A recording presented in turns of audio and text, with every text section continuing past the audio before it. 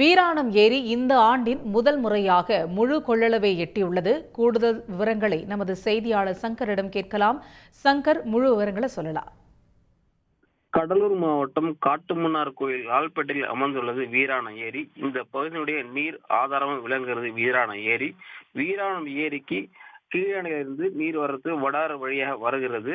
தற்போது கல்லணையில் வினாடிக்கு 1000 கனஅடி தண்ணீர் கீழணைக்கு திறந்து விடப்பட்டதால் வடவார வழியாக வினாடிக்கு 636 கனஅடி தண்ணீர் வீராண ஏரிக்கு வருகிறது. இதனால் வீராண ஏரி அதன் முழு கொள்ளளவான 47.50 அடியை நிரம்பியது. இதனால் வீராண ஏரி கடல் போல் காட்சியளிக்கிறது.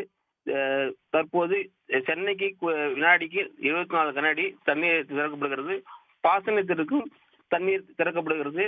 தற்போது விவசாயிகளுக்கு தண்ணீர் தேவைப்படாது என்பதால் வீராண ஏரி தற்போது முழு காட்சி அளிக்கிறது. மேலும் விவசாயிகளின் கோரிக்கை என்னவென்றால், தொடர்ந்து தண்ணீர் விவசாயத்துக்கு தண்ணீர் கொடுக்க வேண்டும் கோரிக்கை விடுக்கின்றனர்.